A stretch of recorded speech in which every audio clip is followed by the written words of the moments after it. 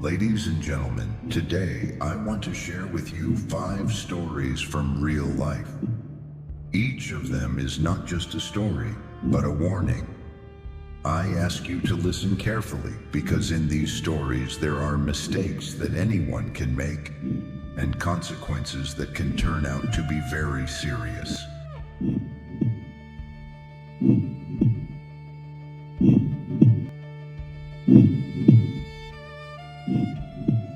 Story 1. The USB drive lay quietly on my desk, an unassuming object encased in plain black. It bore no logo, no label, offering no clue to its origins. I had been desperate to acquire that particular software. Enigmatic Sculptor, a 3D modeling program discontinued in the early 2000s. Though a niche application, it was perfectly suited for the freelance project I had undertaken to settle my overdue rent. Growing up in a small town just outside Rochester, I had always been the kid fascinated by computers, diligently teaching myself to code, while my parents frequently argued over financial burdens downstairs. That intrinsic drive to escape my circumstances, to forge something better for myself, had ultimately led me to this cramped apartment. Here I pursued various gigs, striving to avoid the necessity of moving back home. Every conventional and legal avenue for obtaining Enigmatic Sculptor had proven fruitless. There were no available downloads, no torrents, nor any dusty discs to be found on platforms like OmniShop. Then, late one night, after countless hours of meticulously scouring online forums, I stumbled upon a link leading to a deep web marketplace. The listing itself seemed almost too good to be true. Enigmatic Sculptor, the full version, available for just $10. The seller, identified as Digital Spectre, insisted on requiring a real physical address for transaction verification. I paused, my fingers hovering hesitantly over the keyboard, acutely aware of the significant risks involved in sharing personal details within such an unpoliced environment. However, the looming deadline for my project, combined with the dismal state of my bank account, left me with little choice. I meticulously typed in my address, my third-floor walk-up apartment situated in Rochester, New York, and then, with a heavy heart, hit send. The package arrived precisely 3 days later, having been discreetly slipped under my door inside a plain envelope. There was no return address, no accompanying note, just the solitary USB drive. I plugged it into my aging laptop, half expecting a debilitating virus to immediately fry the system. Instead, to my surprise, Enigmatic Sculptor installed flawlessly. Its somewhat clunky interface was precisely what I needed for my work. I dedicated the entire following week to my project, deeply immersed in sculpting intricate digital models for a client's independent game. The software performed perfectly, humming along without a single hitch. My roommate Sam barely registered my intense focus as he was preoccupied with his demanding night shifts at the hospital. We had initially met through an advertisement on Local Link Classifieds 2. Years prior, quickly bonding over cheap beer and a mutual disdain for our landlord. Sam consistently embodied stability and calmness, whereas I was often a chaotic mess, constantly freelancing and barely scraping by, perpetually haunted by the gnawing fear of mirroring my father's fate, who had lost his job and never truly recovered. For the first time in months, life felt genuinely manageable, the ongoing project providing a much-needed flicker of control. Then one evening, as I was meticulously tweaking a texture map, my laptop screen suddenly flickered. The metallic groan of the radiator in the room underscored the silence when a new window abruptly popped open. It displayed a grainy, unsettling image of my own living room, captured from the exact corner where my webcam was situated. The angle, however, was disturbingly wrong. It showed me hunched over my desk, despite the fact that I had taped over the camera lens months ago after diligently reading about remote hacking vulnerabilities. The air in the apartment felt unnaturally thick, with the faint, persistent smell of burnt coffee lingering from a pot I had forgotten to empty. I stared intently at the image, my own face staring back, utterly oblivious to the intrusion. The window vanished as swiftly as it had appeared. My heart pounding uncontrollably, I immediately yanked the USB drive out of the port and initiated a full antivirus scan. Nothing was detected, no malware, no suspicious processes whatsoever. I desperately tried to convince myself it was merely a glitch, perhaps a cached image from an old video call with my sister, who had recently moved to Colorado and ceaselessly nagged me to visit. Yet sleep proved elusive that night. The radiator's consistent hum seemed sharper now, almost like static electricity poised to coalesce into intelligible words. Over the subsequent few days, the unsettling phenomena recurred. Windows would spontaneously open, displaying vivid snapshots of different areas of my apartment.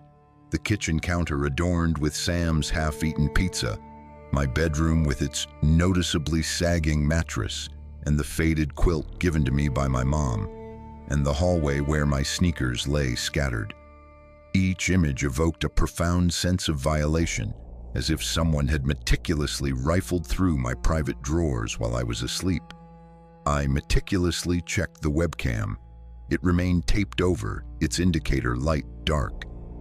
I even unplugged it entirely, shoving it deep into a drawer filled with old cables and expired identification cards. Still, the intrusive images continued to manifest, always when I was alone, and invariably at odd, late hours. Once, at 2 a.m., a window displayed a view from my balcony, with the city's streetlights glowing softly below, their sodium haze pooling on the cracked sidewalk. But I resided on the third floor, and my balcony door was securely locked, its rusty hinges demonstrably untouched. I completely stopped using the USB drive, instead switching to a modified version of Fusion Forge to complete my urgent project. However, the damage had already been done. My laptop felt utterly tainted, as if it were constantly observing me as much as I was utilizing it.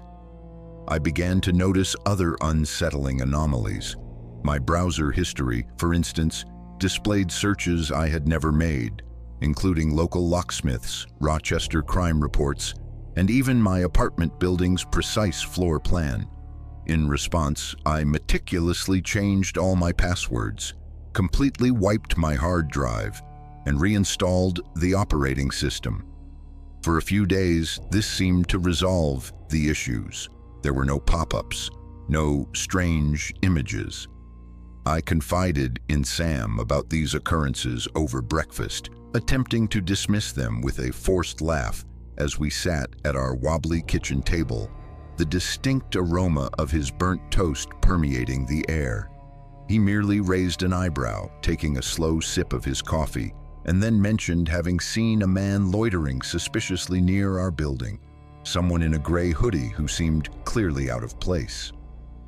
"Probably nothing," he remarked, but his voice carried an unmistakable edge, as if he were trying to convince himself more than me. I briefly thought of my dad, and how he would habitually dismiss my mom's worries until they ultimately consumed him entirely, and I quickly pushed that unsettling thought away. The fragile sense of relief, regrettably, did not endure. One evening, while I was sketching quietly in my notebook, deliberately avoiding my laptop entirely, its screen unexpectedly illuminated. Another window appeared, this time displaying a live feed. It was my apartment in real time, captured from an angle I could not possibly place, high near the ceiling where the paint was peeling in intricate spiderweb cracks.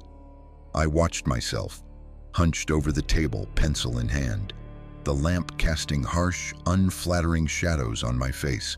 My stomach twisted violently. I slammed the laptop shut, immediately unplugged it, and then shoved it forcefully under my bed, the floorboards groaning under my sudden weight. I frantically inspected every corner of the apartment, every vent, every light fixture, and even the smoke detector, desperately searching for a hidden camera. There was nothing. Sam returned home an hour later, his scrubs noticeably wrinkled, and I attempted to explain the situation without sounding completely unhinged. He gently suggested taking a break, perhaps seeing a therapist, but his eyes continually darted toward the windows, their blinds rattling faintly in the subtle draft. The pervasive feeling of violation clung to me, much like damp air lingers after a severe storm. I completely stopped using the internet at home, relying instead on my phone's mobile hotspot when I was at local coffee nook establishments, where the comforting clatter of cups and the low murmur of strangers felt undeniably safer. But even this precaution proved insufficient. My phone itself began to lag noticeably, with applications spontaneously opening on their own. On one occasion, my camera app inexplicably launched, snapping a photo of my face before I could even react, the flash blinding me in the dim cafe light. I promptly deleted the image, but the disquieting thought lingered. Where exactly had that photo gone? I developed an automatic habit of covering my phone's camera with my thumb, a gesture as ingrained as checking my door locks. I barely slept at all. My dreams became populated with faceless figures perpetually standing just outside my field of vision, their icy breath a chilling sensation on my neck. I delved into my past, intensely wondering if I had unknowingly wronged someone. In college, I had briefly dabbled in gray hat hacking, engaging in nothing serious, merely cracking Wi-Fi passwords for amusement. However, I had ceased this activity after a friend was apprehended and subsequently fined. Could this be an elaborate act of revenge? Or perhaps it was the client, some enigmatic developer who had hired me through Task Nexus. I sent them an email inquiring if they had shared my personal details, but received no response. My sister called, sensing that something was amiss, and I lied, feigning stress. I did not confess to her how I had stopped opening my curtains, nor how the stale air within my apartment felt as though it was physically closing in on me. The most disturbing incident occurred a week later. I was alone, Sam having gone to work, when my laptop, despite being unplugged, suddenly powered on. The screen displayed a plain text file, rendered in black font on a white background, meticulously listing my daily routine. Coffee at Coffee Nook, 8:30 a.m. Walk to library, 10 a.m. Home by 6 p.m. It was not explicitly a threat, merely a record, but its presence felt akin to fingers tightening around my throat. In a fit of desperate frustration, I smashed the USB drive with a hammer, its shards scattering across the kitchen's cracked linoleum floor. I subsequently mailed my laptop to a repair shop, fabricating a story that it was bricked, and then purchased a cheap Chromebook. I desperately told myself it was finally over. It was not. I began to consistently notice the man in the gray hoodie, whom Sam had previously mentioned. He would be positioned across the street when I departed for coffee, or would linger conspicuously near the local library. He was always just slightly out of focus, vanishing whenever I tried to get a clearer look. I never managed to see his face, only the distinct shape of his hood and the telltale slouch of his shoulders. I ceased going out unless it was absolutely necessary, preferring to remain in crowded public places, the comforting buzz of voices acting as a thin, fragile shield. Sam observed my escalating paranoia and offered to stay home more often, but I could discern the strain etched onto his face, the way he would nervously check his phone as if planning an imminent escape. He even began locking his bedroom door at night, a habit he had never exhibited before, the sharp click echoing eerily in the oppressive quiet of the apartment. I contemplated relocating, but my lease had 6 months remaining, and I simply could not afford the financial penalty of breaking it. My parents had offered to assist financially, but accepting their money would signify admitting defeat, crawling back to the very life I had so desperately fled. Instead, I took matters into my own hands, installing new locks, a low-cost security camera, and a motion sensor by the front door. The camera, however, never captured the man in the hoodie, but it did record fleeting flickers of movement in the hallway at 3 a.m., shadows that conspicuously failed to match any existing furniture. I eventually stopped reviewing the footage. The grainy frames were too reminiscent of the images that had appeared on my laptop. Ignorance, I decided, felt safer. One afternoon, I discovered a scratch on my door frame, fresh and deliberately made, far too precise to be mere wear and tear. I ran my finger over it, the wood splintering slightly, and a chilling tightness seized my chest. I informed Sam, who casually shrugged it off as routine maintenance work, yet I observed him subsequently parking his car noticeably closer to the building entrance. I completely stopped utilizing the balcony, its railing slick with condensation. The street below felt too exposed, too vulnerable. The city's ambient sounds, car horns, distant sirens, felt unnaturally amplified, as though they were pressing directly against the walls of my apartment. Then came the night I awoke to a faint, persistent tapping, like fingers gently drumming on glass, emanating from the balcony. I remained motionless, simply lying there, my heart hammering against my ribs, the quilt feeling impossibly heavy on my chest, until the sound finally ceased. Morning light revealed distinct smudges on the balcony door, positioned too high for me to have made them, their edges blurred like damp fingerprints. I meticulously cleaned them off with a rag, the harsh chemical tang of glass cleaner burning my nose, desperately telling myself it was merely dirt, or perhaps a bird, anything other than what my fear suggested. Sam did not say much when I recounted the incident to him. He merely nodded, his knuckles turning white as he checked the locks again. I still reside here, still conduct my work from this very apartment, but it no longer truly feels like my own. The Chromebook has not yet displayed any strange windows, but I diligently keep it powered off when not in use. I have completely sworn off the deep web, meticulously avoided all online marketplaces. My sister continues to call, her voice laced with worry, but I consistently evade her questions. Sam is noticeably quieter now. His shifts at the hospital seem longer, almost as if he is gradually pulling away from me. Every time I venture outside, I instinctively scan for that gray hoodie, its distinctive shape permanently seared into my memory. Every subtle creak of the floorboards, every low hum of the radiator feels like an ominous signal. I remain unaware of who possesses my address or what their ultimate intentions are. All I know is that they are out there, and I am perpetually waiting for them to finally reveal themselves. Story 2. The luminous glow of my laptop screen pierced through the profound darkness of my apartment that night, casting irregular, jagged shadows across the cluttered living room. Here, stacks of books and unwashed mugs contended for limited space on the coffee table. I had inadvertently tumbled down an extensive online rabbit hole, commencing with a forum sphere thread discussing obscure, unsettling true crime documentaries, which eventually led me to a particular deep web forum.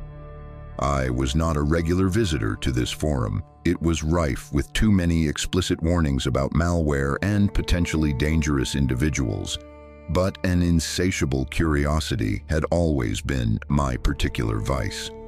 Having grown up in a small Ohio town, I had spent countless hours as a teenager meticulously digging into the internet's darker underbelly, learning methods to escape the stifling monotony of cornfields and my parents' ceaseless arguments.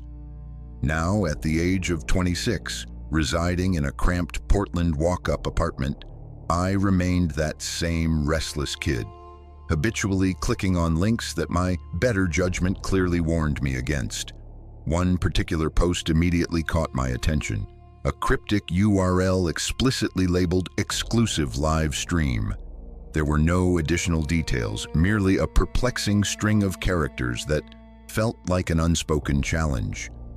I hesitated, my computer mouse hovering uncertainly, the faint hum of my refrigerator blending seamlessly with the distant, wailing siren from outside. Then, against my better judgment, I clicked. The web page loaded slowly, a grainy video feed flickering to life on my screen. It displayed an entirely empty room, sparsely illuminated by a single bare light bulb, dangling precariously from a frayed cord. A solitary wooden chair stood in the center, its varnish chipped and worn. The concrete floor beneath was scuffed and stained. Nothing in the image moved. The scene was so utterly still that I initially believed it was merely a screenshot. However, the faint flutter of a moth in the far corner conclusively proved that it was, in fact, a live feed. I leaned closer to the screen, its blue light stinging my eyes. The air within my apartment felt heavy, permeated with the scent of dust and stale coffee. There was no accompanying sound, no discernible context, just this stark, barren room. I knew I should have closed the window immediately, but I found myself utterly unable to do so. I watched for what felt like hours, the clock on my wall steadily ticking past midnight, my coffee mug growing cold in my hand. It was undeniably hypnotic, akin to staring into a vast, empty void that might, at any moment, unexpectedly blink. Around 2 a.m., a figure finally appeared. They walked into the frame slowly, with deliberate movements, clad in a dark jacket and jeans. The individual then seated themselves in the chair, directly facing the camera, their face obscured by deep shadow. My breath caught in my throat. The silence in the room now felt incredibly heavy, thick with the scent of dust and the faint, unsettling tang of laundry I had neglected to put away in the corner. The figure leaned forward, and though I could not physically see their eyes, I acutely felt their gaze fixed upon me. Then a low whisper broke the profound silence. "Clara." My heart slammed violently against my ribs. In a panic, I slammed the laptop shut, the sharp sound reverberating loudly in the quiet apartment. I sat completely frozen, listening intently to the sounds of the city outside. Distant car horns, a dog barking, my own pulse thundering loudly in my ears. I desperately tried to convince myself that I had misheard, that sheer exhaustion was merely playing tricks on my mind. I unplugged the laptop, buried it deep under a pile of blankets, and then went to bed, the sheets feeling cold and slightly damp from the pervasive Portland air. The following day, I made a conscious effort to move on with my life. I worked my shift at the local bookstore, diligently shelving paperbacks, the comforting smell of ink and old pages providing a sense of grounding. My co-worker Lena noticed my unusual demeanor and gently inquired if I was all right, her voice soft over the steady hum of the store's heater. I forced a strained laugh, attributing my state to a late night, but her evident worry persisted with me. Lena was my closest friend here in Portland, having moved from Ohio to escape the suffocating grip of my hometown. My parents' recent divorce had left me feeling trapped between my mom's anxious, incessant calls and my dad's profound silence. I had originally come to Portland seeking a fresh start, barely making ends meet on my meager bookstore wages. Now, however, my apartment felt increasingly like a confining cage. That evening, an email arrived. It had no subject line, no discernible sender, just a solitary link. My stomach twisted uncomfortably. It was the exact same stream I had encountered before. I did not click on it. I immediately deleted it, emptied the trash folder, and ran a comprehensive virus scan. Nothing suspicious was detected. I tried to reassure myself that it was merely a coincidence, that I had not truly heard my name spoken, but the chilling whisper lingered, as sharp and intrusive as the persistent draft seeping through my window, carrying with it the faint, damp smell of rain-soaked asphalt. My days gradually grew heavier, burdened by a growing sense of dread. My phone would spontaneously light up at random intervals, the camera application flickering open inexplicably before I could manage to stop it. The screen's harsh glare blinding in the bookstore's dimly lit corners. I would frequently catch myself staring intensely at the store's security cameras, morbidly wondering if someone was somehow tapping into their feed. I completely stopped using my laptop at home, relying exclusively on my phone. But even my phone felt increasingly compromised. The bookstore's fluorescent lights seemed to buzz louder, the air thick with the musty scent of old books, amplifying my profound unease. I confided in Lena over coffee during our break room, the warm steam from our mugs curling gently in the air. I recounted the unsettling experience of the live stream, carefully omitting the detail where my name had been spoken, as it sounded far too unhinged.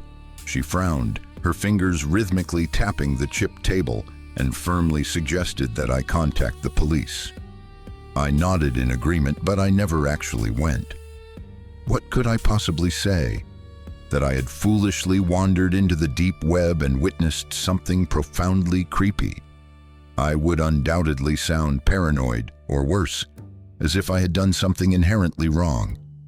I purchased a webcam cover and meticulously taped over my phone's camera, the adhesive feeling sticky on my fingers. I closed my curtains firmly at dusk, the heavy fabric effectively blocking out the streetlight's glow, inadvertently trapping the apartment's stale air. The disturbing emails continued to arrive. Every few days, the same solitary link, devoid of any text. I deleted them without opening, but their very presence felt like footsteps creeping inexorably closer. I stopped using StealthNet browser entirely, deleted the application, and meticulously wiped my entire browsing history. The pervasive feeling of violation clung to me, much like the faint, unidentifiable smell of smoke you cannot trace to its source. I began to notice a particular man standing outside the bookstore, always positioned at the very edge of my vision.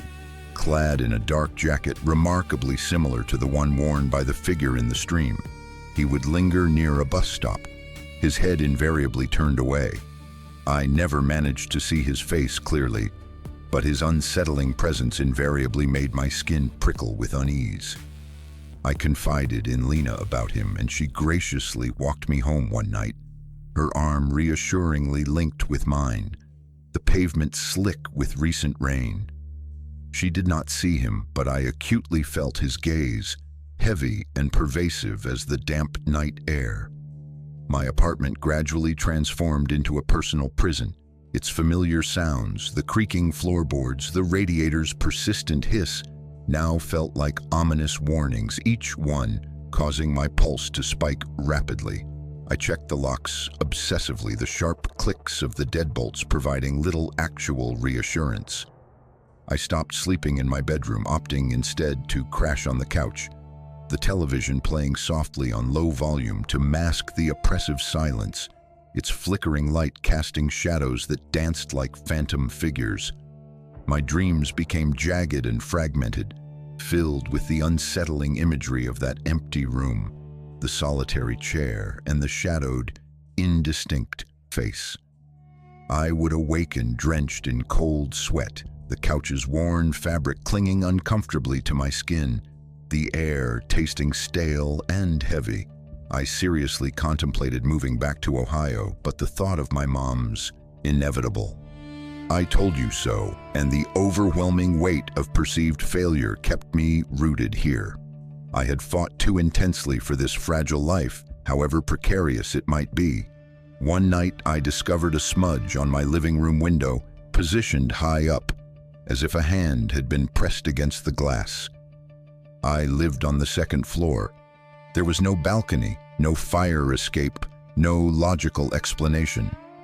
I cleaned it thoroughly with a rag, the pungent ammonia scent burning my nose, but the mark felt profoundly personal, deliberately placed. I did not tell Lena about it. She was already excessively worried, and I did not wish to drag her any deeper into this escalating nightmare. I purchased a cheap security camera, its red light blinking incessantly in the corner of my living room. It failed to capture anything clear, only fleeting flickers of movement at odd hours, shadows that conspicuously did not align with the furniture. I eventually stopped checking the footage. The grainy frames were far too similar to that disturbing live stream. The man I had seen outside the bookstore became a constant, unsettling presence. I would spot him in the mornings, casually leaning against a lamppost, or at night, blending seamlessly into the passing crowd, his dark jacket catching the glow of the streetlights.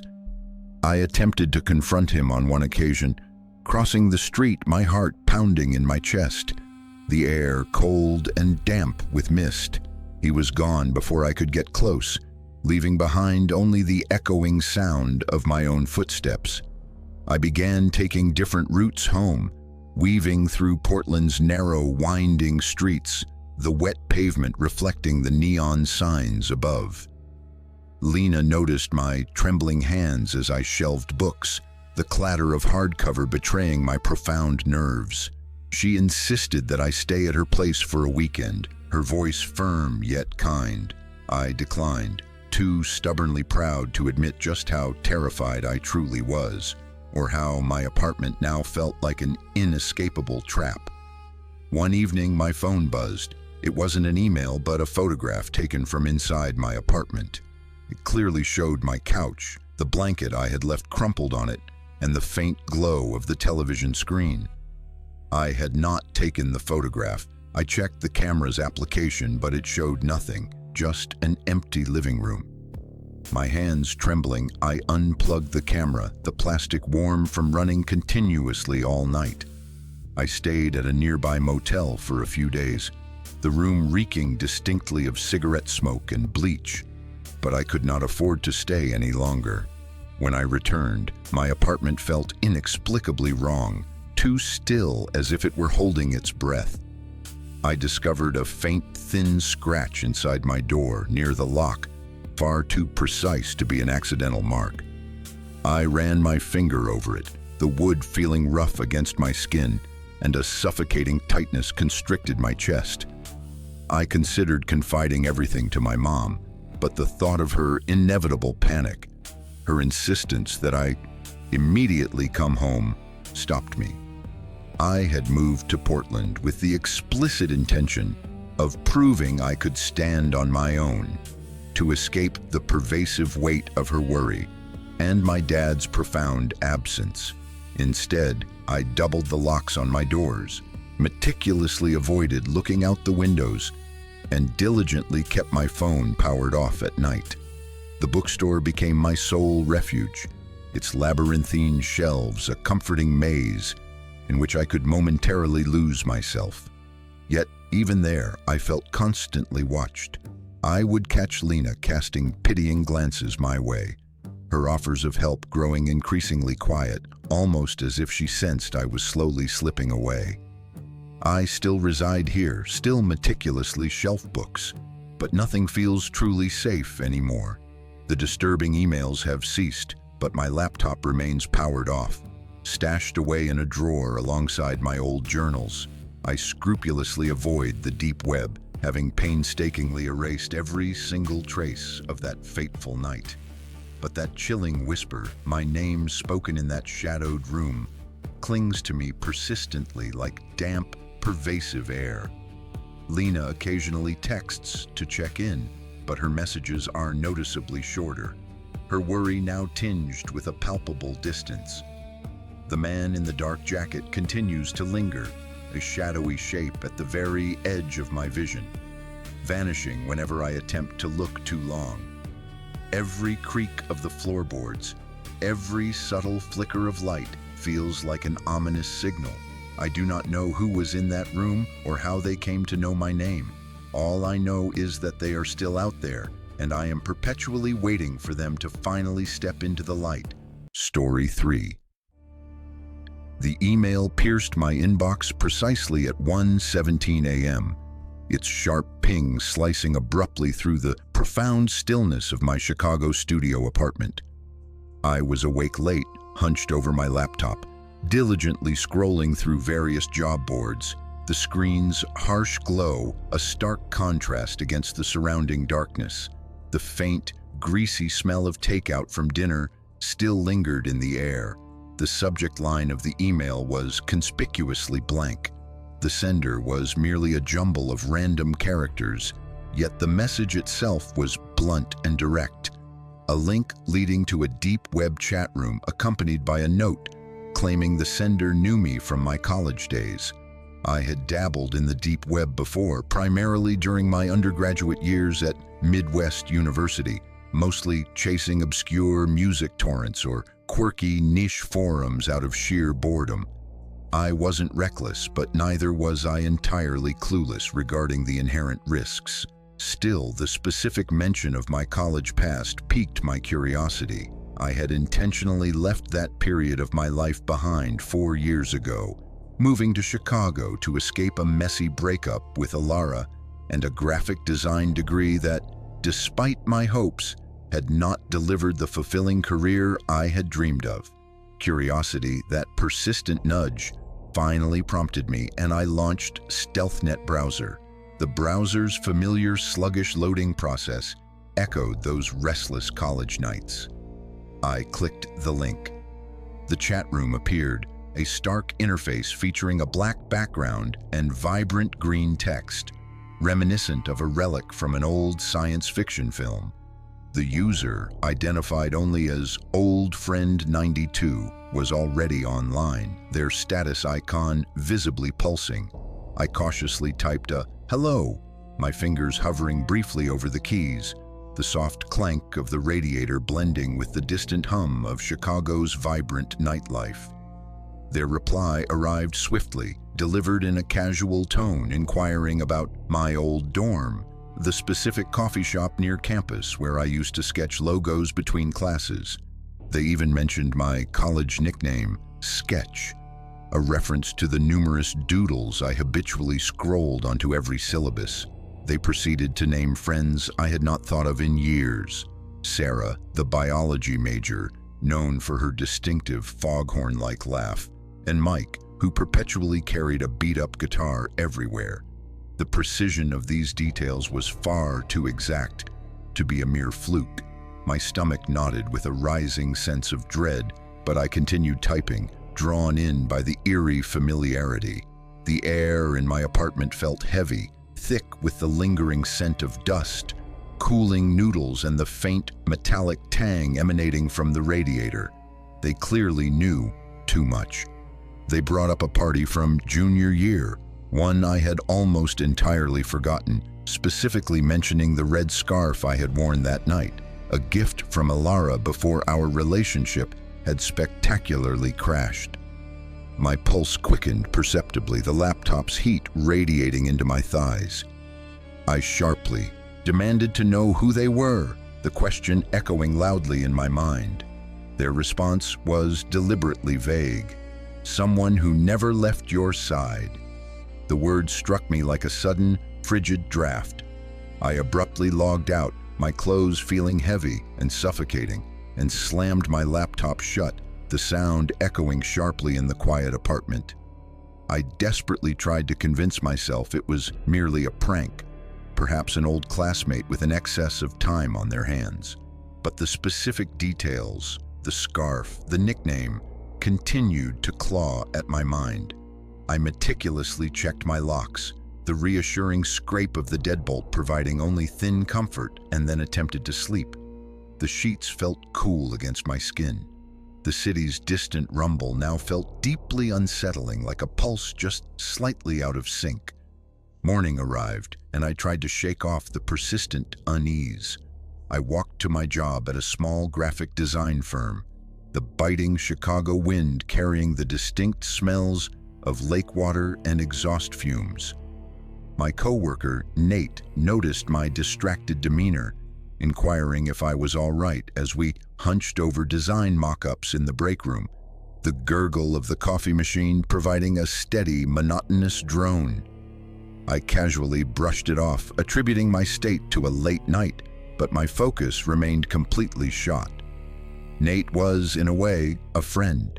We would occasionally grab drinks, but I had intentionally maintained a considerable distance from people ever since the breakup with Alara.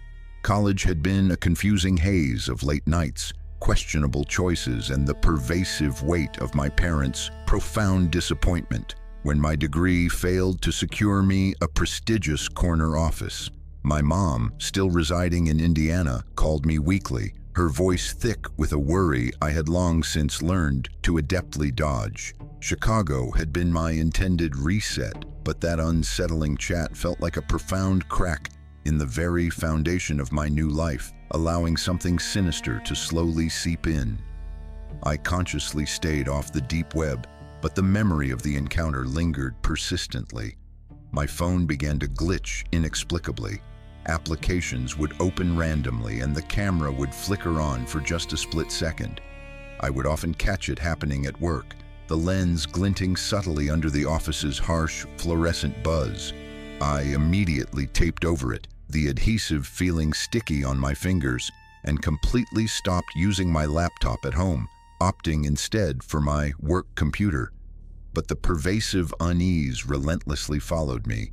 My apartment felt impossibly small. The walls seemed to press in on me, and the radiators hissed with a sound disturbingly close to a whisper. I began to regularly spot a specific man outside my building, always clad in a gray coat, lingering near the corner store directly across the street. He would be there when I left for work, or late at night when I hauled trash to the curb, his face always shadowed by a cap. I never managed to get a clear look at him, but his presence felt profoundly intentional, as if he were patiently biding his time. I confided in Nate about it over lunch at a bustling deli, the air thick with the aromas of pastrami and pickle brine. I mentioned the chat, carefully omitting the more unsettling details, merely stating that I had encountered an odd online stranger. He suggested changing my phone number and checking for any potential data breaches. I nodded in agreement, but the idea of involving the police seemed utterly useless. What could I possibly say? A weird chat, a man who might simply be a neighbor. That night, I proceeded to change my phone number, a considerable hassle that involved updating every account and texting my mom, who would undoubtedly fret if I went silent. I did not tell her about the chat. Her worry was a burden I simply could not carry. The new number provided a brief sense of relief for a few days. There were no glitches, no flickering screens. However, the pervasive feeling of being watched did not dissipate. The sounds of my apartment, the creaking floors, the refrigerator's hum, felt sharper, like thinly veiled signals. I stopped opening my blinds, the curtains trapping dust and the faint smell of soy sauce from old takeout containers. I began sleeping with a kitchen knife tucked under my pillow, its cold handle a secret comfort against my palm, a secret I kept even from Nate. I would lie awake, the city's pulse, sirens, distant horns, mixing with the beat of my own heart, wondering if I had somehow wronged someone back in college. Alara had been intensely emotional, her anger sharp when we had split, but we had cut all contact years ago. Could it be her, or perhaps someone else, a face in the blurry background of those long ago years? The man in the gray coat became a constant fixture. I would see him in the mornings, leaning against a lamppost, or at night, dissolving into the shadows near the convenience store, his silhouette catching the sodium glow of the streetlights. I attempted to catch his eye on one occasion, crossing the street, my heart pounding, the air sharp with winter chill and the faint, unpleasant reek of garbage. He vanished before I could get close, the street now empty save for the crunch of salt under my boots. I began taking different routes to work, weaving through narrow alleys where the smells of wet brick and overflowing trash bins clung heavily to the air. Nate noticed my increasing jitteriness, my hands trembling as I meticulously tweaked designs on my monitor, the screen's glare harsh against the office's constant hum. He kindly offered to crash at my place one night, his voice gentle but hesitant. I declined, unwilling to drag him into this escalating mess. One evening, I discovered a faint mark on my apartment door, a deliberate scratch near the handle, far too precise to be simple wear and tear. I ran my finger over it, the wood splintering slightly, and a suffocating tightness gripped my chest. I did not tell Nate. He was already concerned, and I did not wish to sound utterly unhinged. I installed a cheap security camera, its small red light blinking rhythmically in my living room's corner. It captured nothing clear, merely fleeting flickers of movement around 3 a.m., shadows that were conspicuously misaligned with the furniture. I eventually stopped checking the footage. The grainy frames were too reminiscent of that unsettling chat room's eerie green text. My phone glitched again, despite having changed the number. The camera app inexplicably opened on its own, snapping a photo of my ceiling while I was making coffee, the gurgle of the machine masking the subtle click of the shutter. I deleted the photo, my hands trembling, the kitchen's fluorescent light flickering erratically, casting jagged shadows. I stayed at Nate's apartment for a few nights, claiming I simply needed a break without admitting the true reason. His apartment smelled distinctly of laundry detergent and beer, a sharp contrast to my own, but sleep still did not come. Back home, my studio felt inherently wrong, too still, as if it were patiently waiting. I discovered another scratch inside my window frame, positioned high up where I could not have possibly reached. I cleaned it with a rag, the glass cleaner's chemical tang burning my nose, but the mark felt unmistakably like a claim. I thought of my college years, the countless faces I had passed in lecture halls, the strangers at parties. Had I inadvertently ignored someone who had not forgotten me? The question incessantly looped, unanswered as I lay awake. The weight of the knife under my pillow, a cold, unsettling comfort. I considered abandoning Chicago entirely, but my lease felt like a binding trap, and my savings were alarmingly thin. My mom offered to visit, her voice thick with concern during our weekly calls, but I consistently deflected, not yet ready to admit just how profoundly afraid I truly was.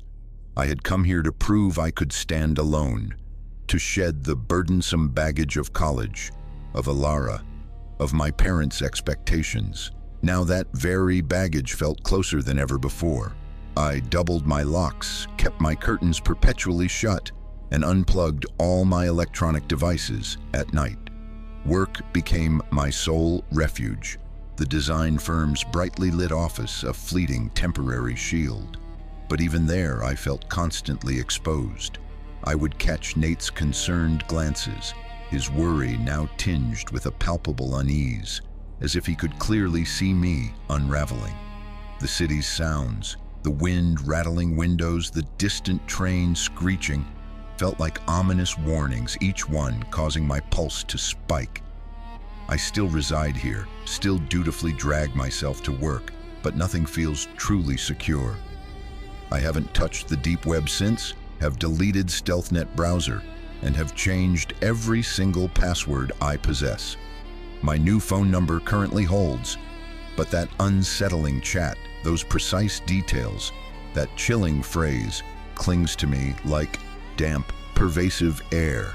Nate continues to check in, his texts cautious, almost as if he is gradually stepping back. The man in the gray coat still lingers, a shadowy shape in crowds, vanishing whenever I gaze for too long. Every subtle creak, every faint flicker of light feels like a definitive signal. I do not know who was in that chat or how they came to know so much. All I know is that they are still dangerously close, and I am perpetually waiting for them to finally show themselves.